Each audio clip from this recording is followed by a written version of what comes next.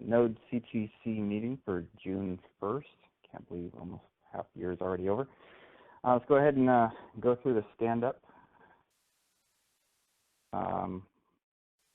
First on the list is Bradley. Sure. So last week and continuing this week, I'm talking to APM vendors about what their requirements are to continue functioning in ES modules. Basically, discovery phase on their requirements and how we're going to support them. So that's it. I didn't see Ben come in. So next on the list would be Nikita.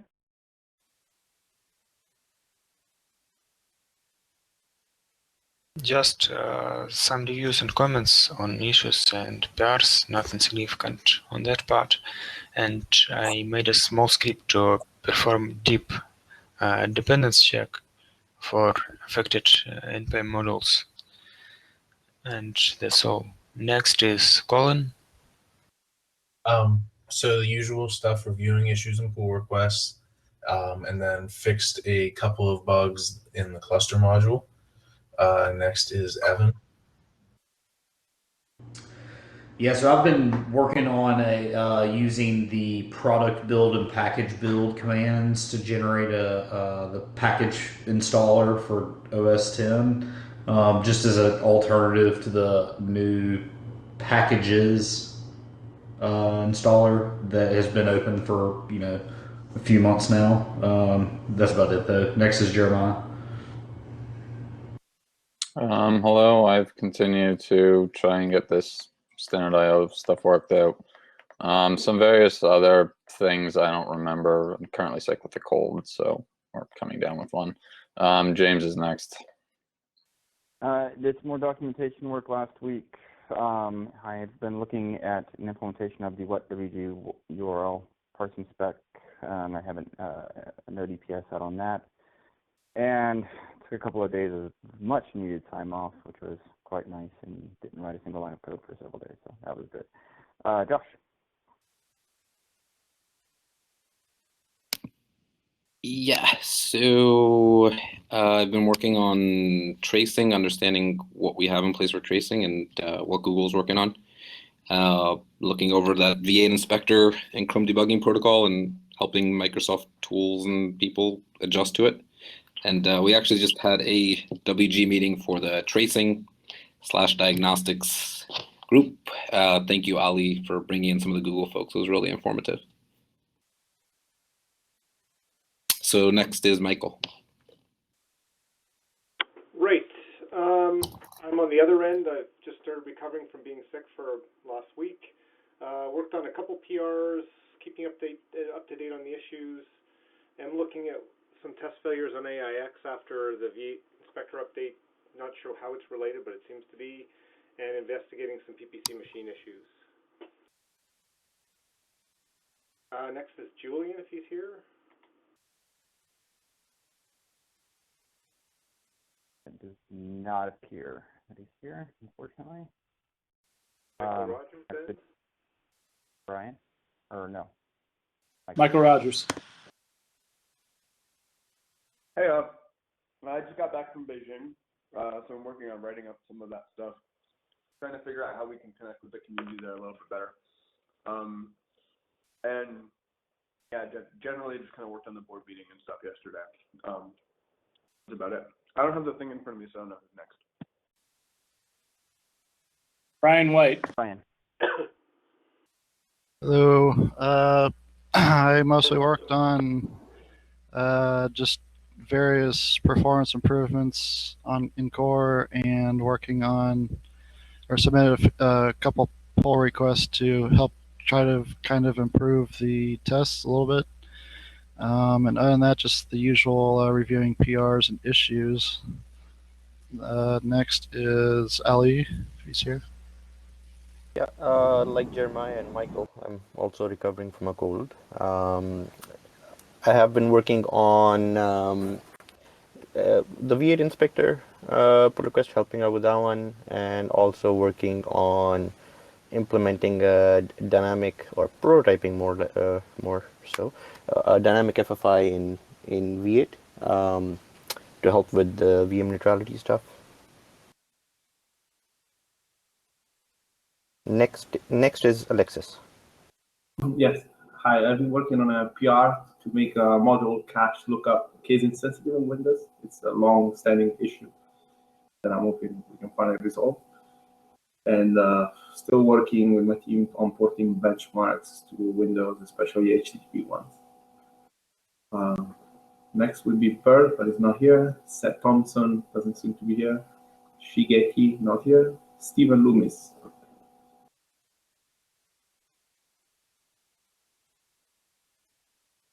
Okay, so yeah, not much here, but I do hope to have some update on the IC data detection sometime soon. Just going through some backlog of things. Okay, next is Trevor. Hey, fixed the bug, putting the finishing touches on the async wrap EP before I throw it up this week, and other miscellaneous PRs, reviews, and whatnot. Trot. Hi. So I dealt a little bit with the eAdder in use apocalypse on the continuous integration server, although Rod, Ben, Johan, and other people I'm forgetting did a lot of the harder work, I guess. But that's behind us, I think, so that's exciting. I've also been reviewing the disabled tests and trying to remove ones that are truly obsolete and rewrite ones that can be rewritten so that they're not disabled, and going through issues that have not had activity for 6 or 8 months or whatever, and trying to see if they can be closed or updated, or if I should work on them or what. And that's it for stand-up, unless we missed anybody. Okay. So, review of last meeting. We spent a good portion of last week talking about the V8 inspector, which the initial support has since landed. And we talked about the STDIO woes, which we're going to talk more about today. Anything else from the last meeting that I'm forgetting? Okay, so let's go into the agenda for today. We have 2 items, should be fairly quick. The first one is the tracking issue, STDIO problems. Jeremiah, where are we at?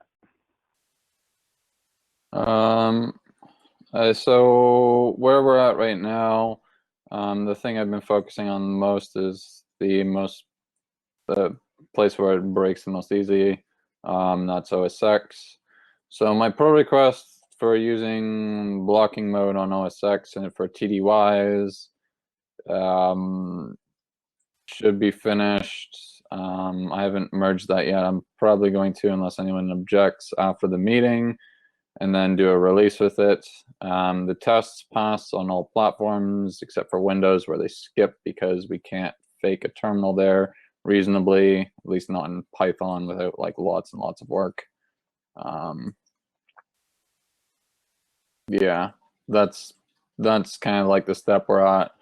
And then the next step after that is going to be investigating the impact something like this may have on Linux. But I haven't gotten that far yet.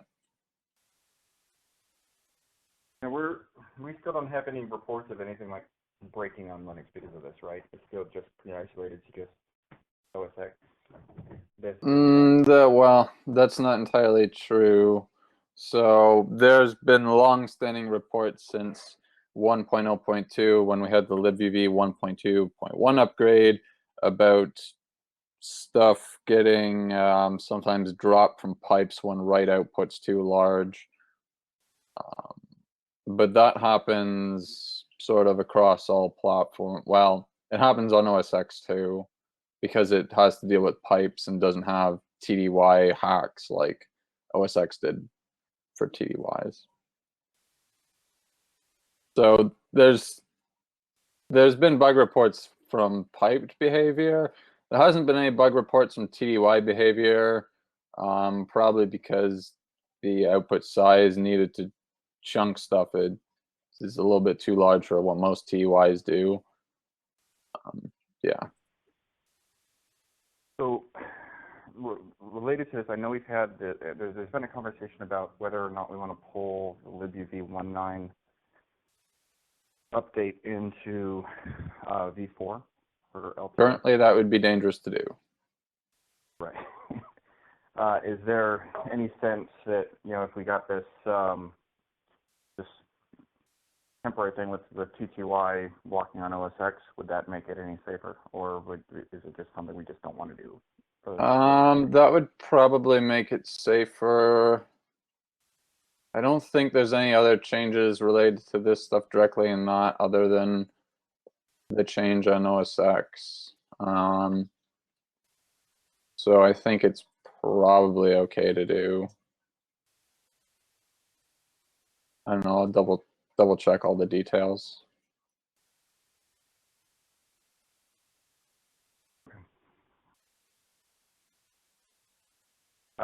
And where are things at with regards to the flushing on exit? Have you been able to look at that anymore? I have not looked at that right now. That kind of requires a bit of an awkward patch to libuv or a lot of work on our end. I think Ben is looking into rewriting lots of that stuff, so we don't need that hack, which is probably about as much work as actually doing the stuff on our end might be to begin with. So.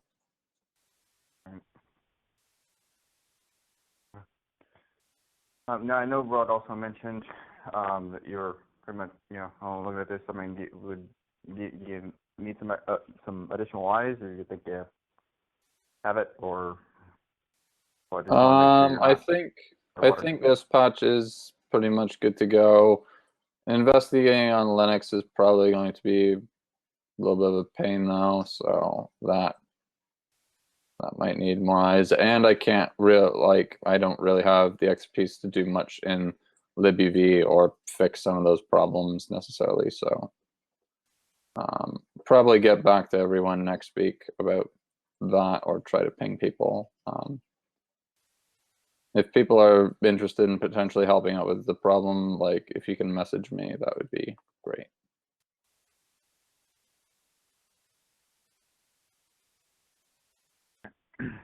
Anyone else have any comments, thoughts, questions?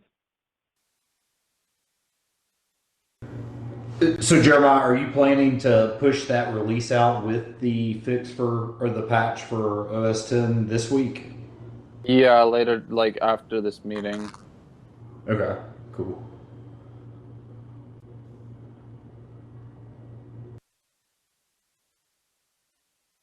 All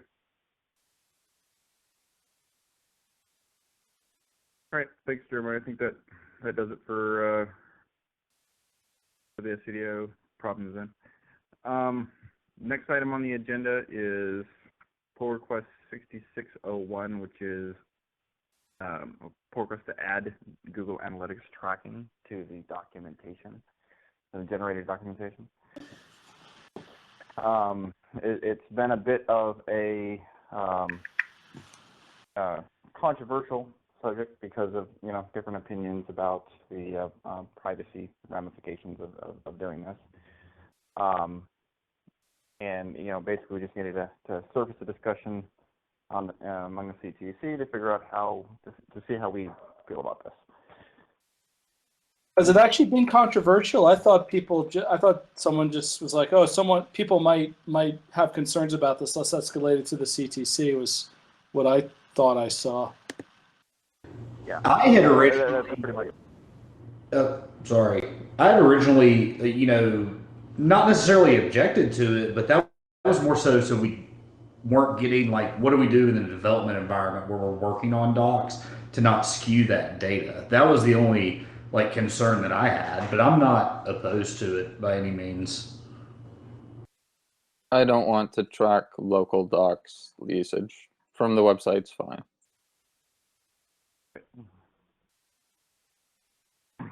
That's from where I mean, I haven't looked at it in the past like 2 weeks, but the conversation where it seemed like they were trying to figure out if it was some way to insert the analytics stuff when the docs are deployed to the website, and just having some kind of token, replaceable token in the docs when they're generated locally.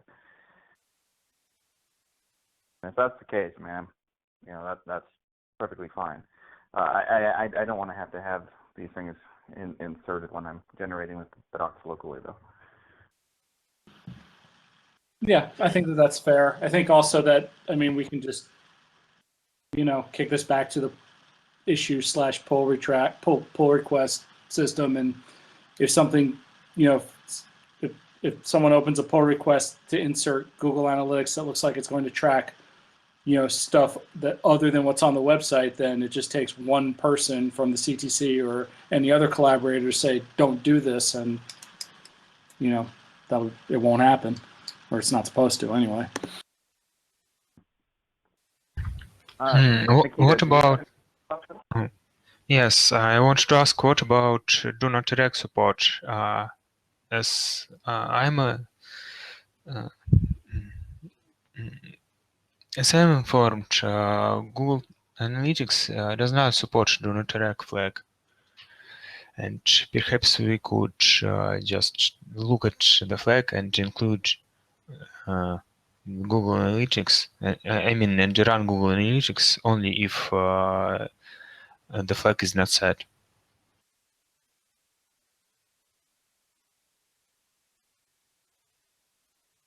And that's probably a good idea. I don't really know what it involved doing, though. Yeah, that would be a pretty big infrastructure change, because these are just static files that get created and served.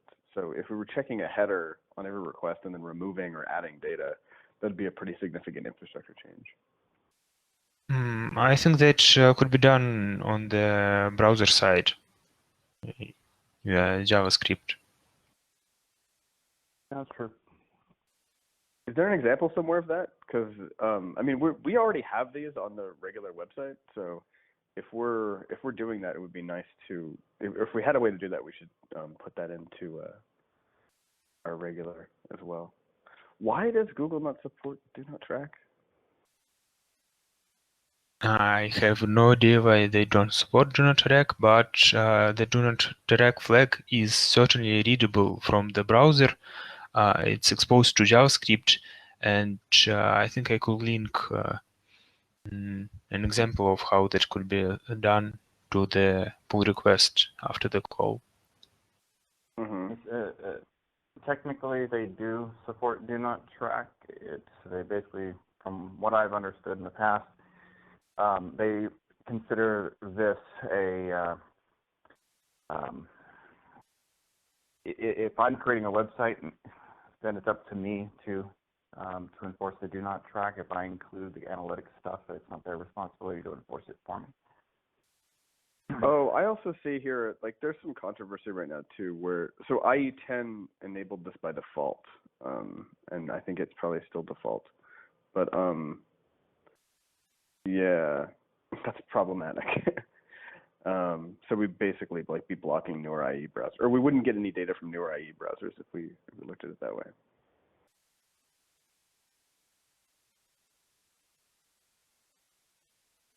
And if the fact that we already have the analytics on the website, all we're doing is enabling it for another part of the website. I mean, basically, that's fine. I don't think I've heard anyone object to having it on the website. The only objection is whether it would be included on the local docs. So it definitely shouldn't be on local.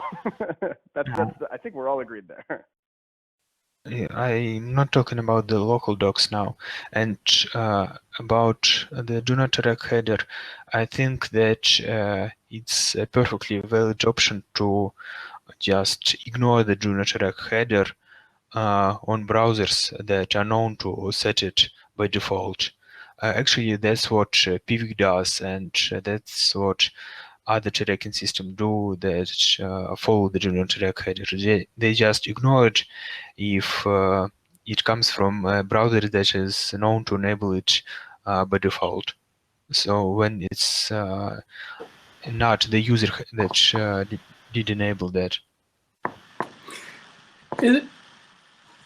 It's my sense that all of this is conversation that could and probably should be happening on the issue tracker. I don't know that this really is CTC specific at this point. So Yeah, I think, if I may go ahead. if I can make a suggestion to move forward, like if we have a patch that doesn't include them in the local build and does on the website, can we just merge that patch, and then if somebody wants to disable it with do not track, they can just send another PR on top of it that adds that if statement to remove it. And we should probably get that on the website too if they want to send that PR. But I prefer not to like continue blocking this indefinitely. That sounds fine to me. Okay by me. I'm good with that.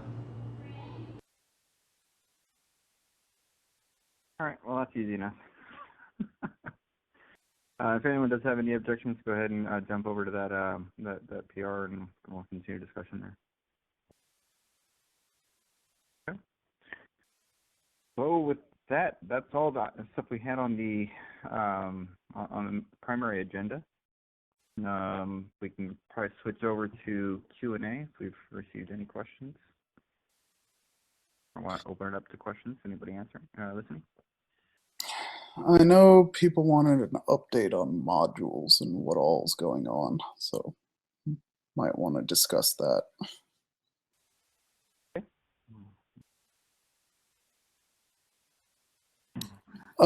So let's see. Over the weekend, we got another big spike of people with interest in what Node is going to do with ES modules. And we're seeing the same kind of varied approaches for different people on what they would like to see done. We're seeing the parsing option, the package.json option, the file extensions being talked about, and even I think Chris Dickinson is taking an approach of going through and seeing if the spec can be changed a little. So I've tried to direct people as best I could to places for information, but it's proven hard to do so. So some people are wondering if the file extension is set in stone, and I think we should just reiterate that this is a draft. This is how Node thinks it would implement things. So things are still open to change. They're actually having to change a little bit, as I said earlier in the call, to handle APM so we don't break New Relic or AppNata or anything. And part of that is TC39 working with us in order to kind of ease this transition for some things.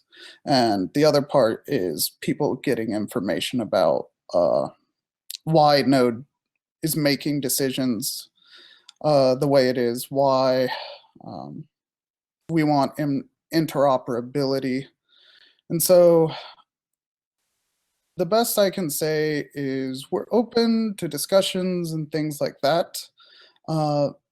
We will do our best to keep everyone informed, but this is still an ongoing process.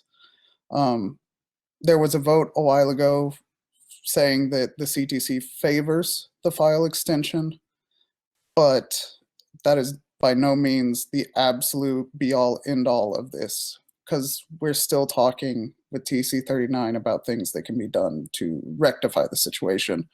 I don't know how much we can change the spec. It looks like it would be very difficult to, and it would have other repercussions like breaking code that people expect will work,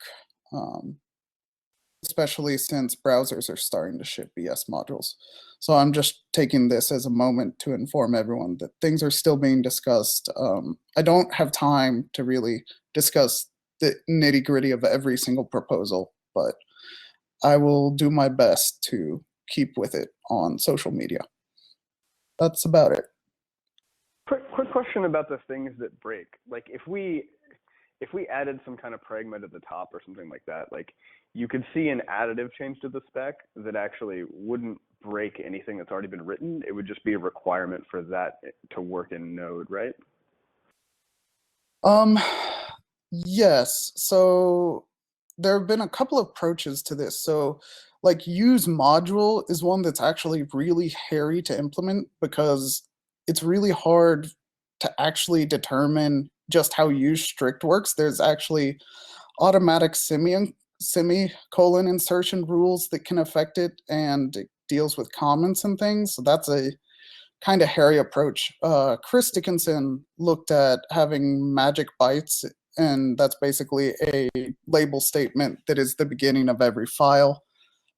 That's a little easier for tools to deal with, but if you end up reading the whole PR comment thread, some people, particularly people close to things, don't want to have that kind of permanent code smell to exist, nor have to read the actual file in order to determine what it is. But yes, it solves the majority of the problems.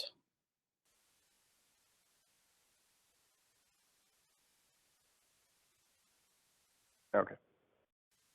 Thanks.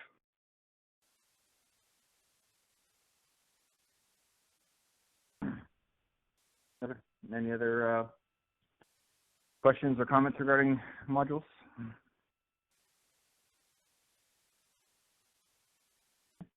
Have we received any other questions through IRC or Twitter? Don't see any in IRC.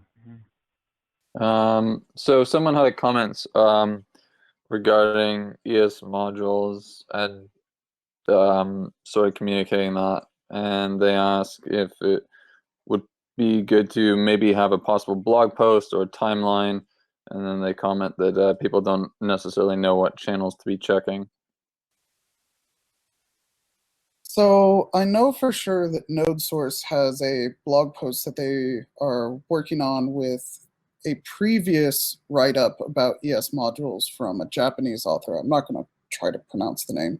So that might be a good place to check out when it comes out in maybe next week.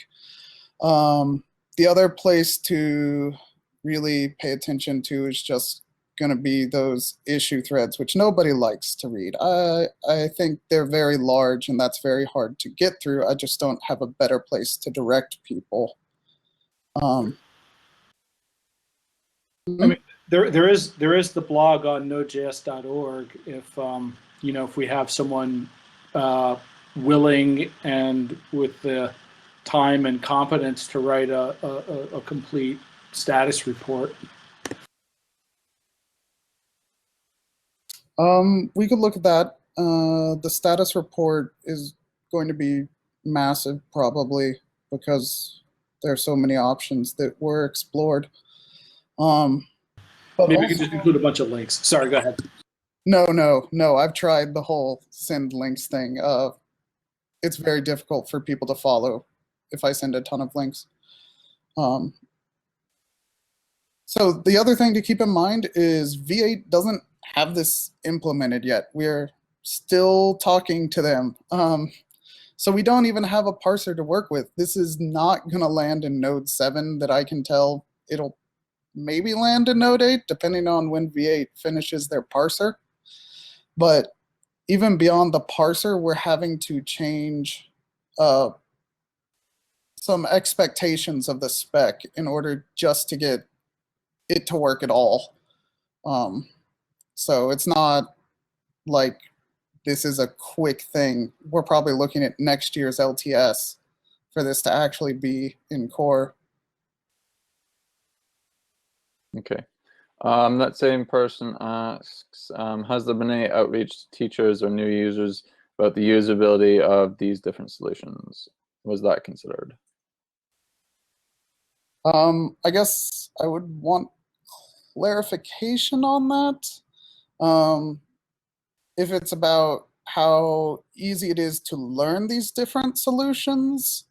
That's mostly been done person to person. We haven't discussed it with any like teaching organization. So, I mean, all this stuff is so far in the future that, and subject to such massive change between now and when it actually lands, that doesn't seem to really make too much sense to try to get the how modules work in Node.js, widely disseminated to the average user. Is that correct, Bradley? yes, because if we change the spec, then that changes how things are learned. It could also change how we are going to implement things. It's more in flux than people think it is. People expect things often to work how Babel works, but the ES spec does not work how Babel works. A lot of what people expect will have minor breakage when they move to real spec-based modules rather than Babel-based compilation. Someone else asks if the APM comment could be elaborated on. Sure.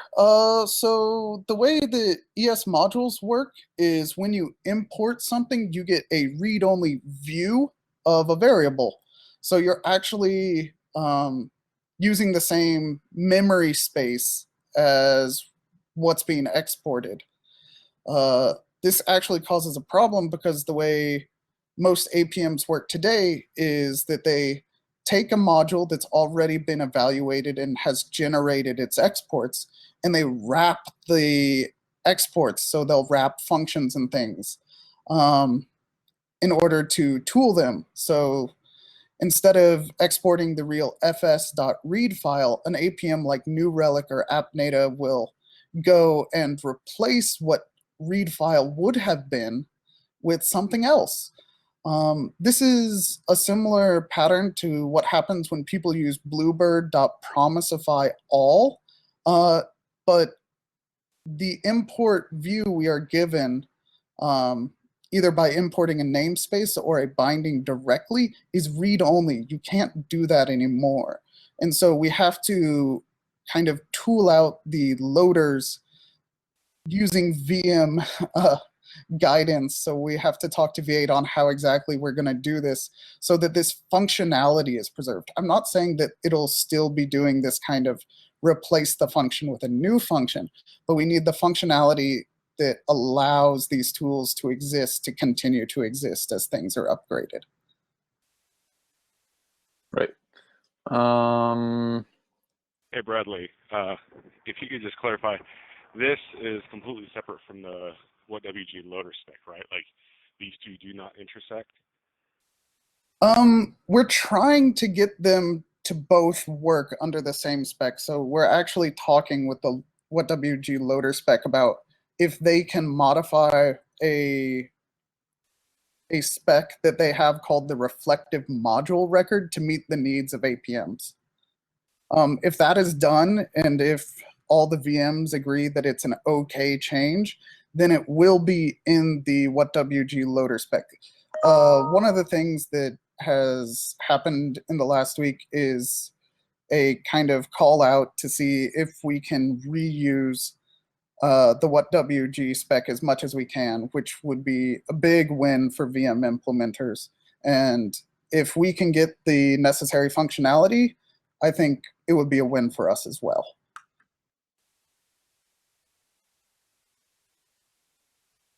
There's some other comments. So it's also noted that those threads, like the modules thread, are super intimidating and can be very difficult for new people. And also the same person who, this is the original commenter, also comments, it's not about what actually happens, it's about what people are afraid will happen in controlling that conversation. Yeah. So that's stuff we need to work on. They say they might be willing to help, so I'll contact them and get them in the loop more. I don't see any other questions there. Go on. I have a quick question about the loader spec. So if we implemented it, would we essentially do what we needed to do to implement our module system and then freeze it, or would we actually ship with a mutable loader? So the WhatWG loader spec actually encompasses multiple things. It's not a single entity.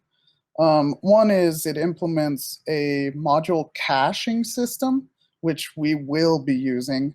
Another is it implements loader hooks. So that's things like transforming source code into other kinds of source code, or using this thing called the reflective module record to create these man-in-the-middle modules for tooling like APMs. And finally, there's a third major component called the pipeline. We can pretty much reuse everything. It really closely resembles how things are implemented in Node today, except for the pipeline. So the pipeline uses a lot of promises and forces all these things to become async, and we just can't do that without causing major breakage of expectations on the timing of when modules are evaluated. But that said, we should be reusing the rest of it. The rest of it is more me and whoever else wants to talking directly with the WhatWG spec about what needs to be done in order to support our use cases. Are you also working to change the pipeline so that it's not so crazy, or are we just like we're just giving up on that? Yeah, we actually talked about that around 9 months ago, and it's a no-go for browsers to make it synchronous compatible, and it's a no-go for Node to make it async. So there's no real path forward. We both agreed. We've agreed to disagree on that one. Pretty much, yeah. Okay, thanks.